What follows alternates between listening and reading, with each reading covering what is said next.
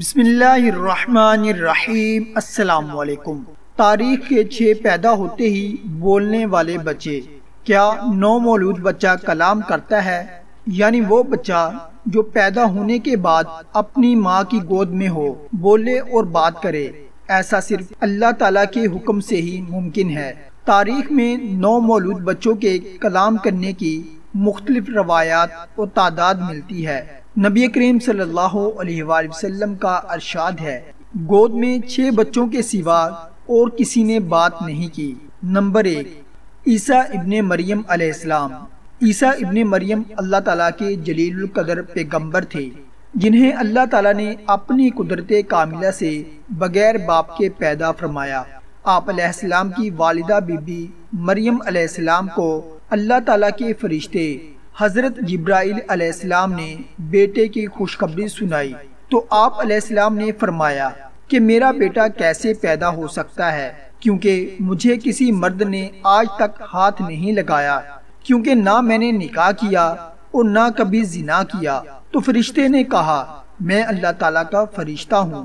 پھر اللہ تعالیٰ کے حکم سے حضرت عیسیٰ علیہ السلام کی پیدائش ہوئی۔ یہ مکمل واقعہ اللہ تعالیٰ نے قرآن مجید میں ارشاد فرمایا ہے۔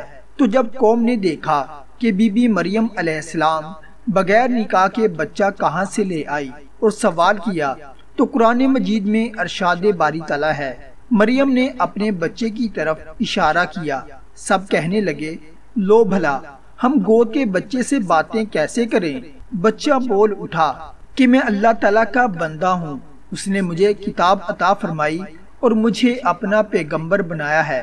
یعنی اللہ کے پیغمبر حضرت عیسیٰ علیہ السلام نے گود میں کلام کیا۔ نمبر 2، جریج کی گواہی دینے والا بچہ۔ بنی اسرائیل میں ایک بزرگ تھے جس کا نام جریج تھا۔ وہ نماز پڑھ رہے تھے کہ ان کی ماں نے انہیں آواز دی۔ انہوں نے اپنے دل میں کہا کہ میں والدہ کا جواب دوں یا نماز پڑھتا رہوں۔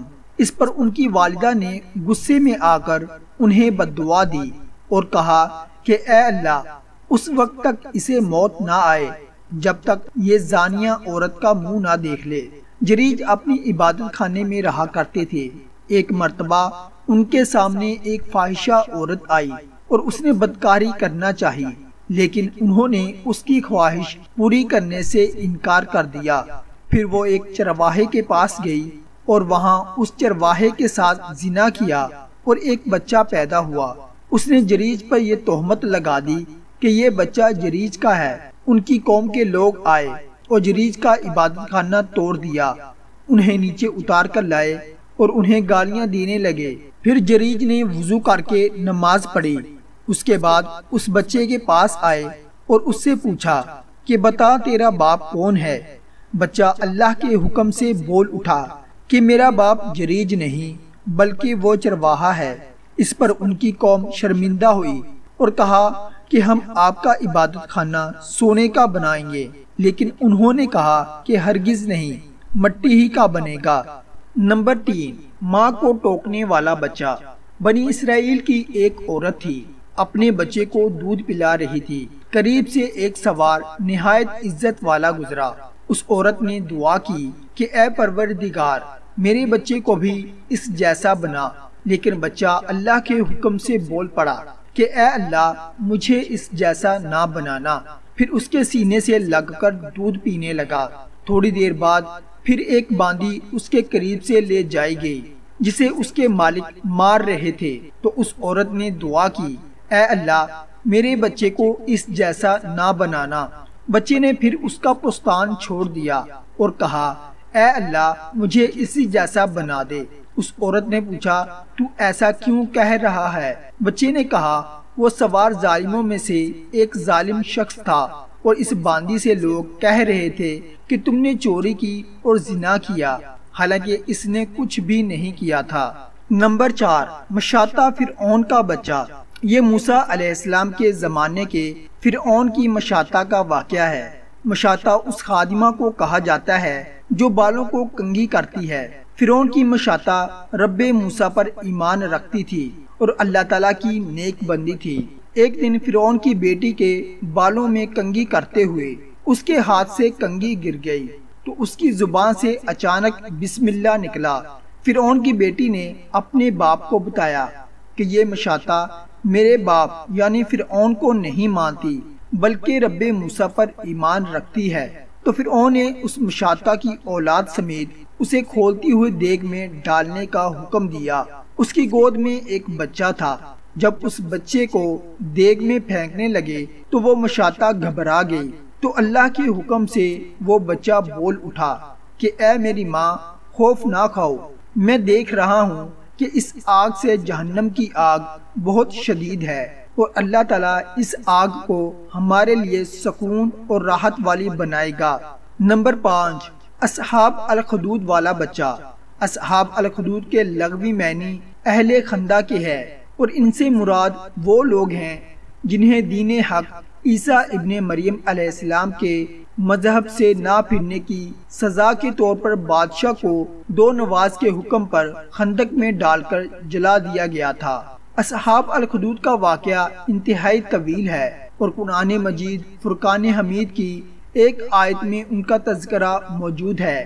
اصحاب الخدود میں ایک خاتون کو جب آگ میں ڈالنے کا ارادہ کیا گیا تو وہ پیچھے ہونے لگی، تو اس کی گود سے بچے نے کہا اے میری ماں، خوف نہ کھاؤ اور ڈٹی رہو، آپ حق پر ہیں۔ بقول حافظ ابن حجر صحیح مسلم کی روایت میں صراحت ہے کہ یہ دودھ پیتا بچہ تھا، یعنی نومولود تھا۔ نمبر 6، حضرت یوسف علیہ السلام کی گواہی دینے والا بچہ۔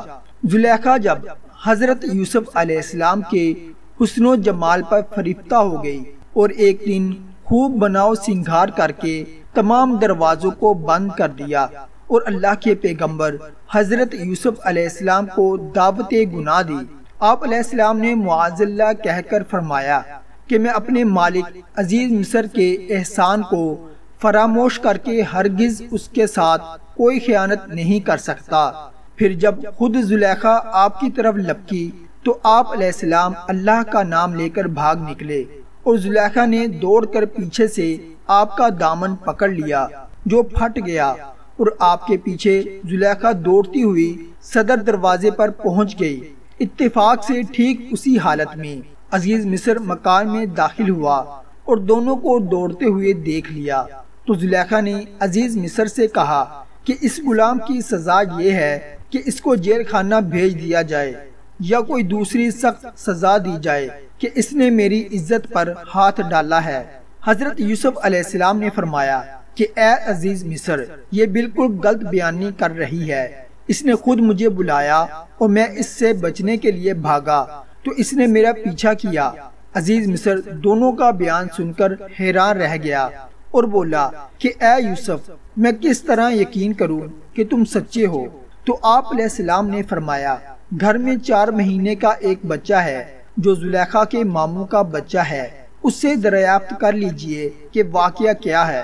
عزیز مصر نے کہا کہ یوسف، بھلا 4 مہینے کا بچہ بھی بول سکتا ہے؟ تو آپ علیہ السلام نے فرمایا اللہ تعالیٰ اس کو ضرور میری بے گناہی کی شہادت دینے کی قدرت عطا فرمائے گا، کیونکہ میں بے قصور ہوں۔ چنانچہ عزیز مصر نے جب اس بچے سے پوچھا تو اس بچے نے واضح بلند وسیع زبان میں یہ کہا، گواہی دی کہ اگر ان کا کرتا آگے سے پھٹا ہوا ہے تو عورت سچی ہے اور یوسف گناہگار ہے، اور اگر ان کا کرتا پیچھے سے پھٹا ہوا ہے تو عورت جھوٹی ہے اور یوسف سچے ہے۔ بچے کی زبان سے عزیز مصر نے یہ شہادت سن کر جو دیکھا تو ان کا کرتا پیچھے سے پھٹا ہوا تھا، اور حضرت یوسف علیہ السلام بے گناہ ثابت ہوئے۔ اللہ اکبر۔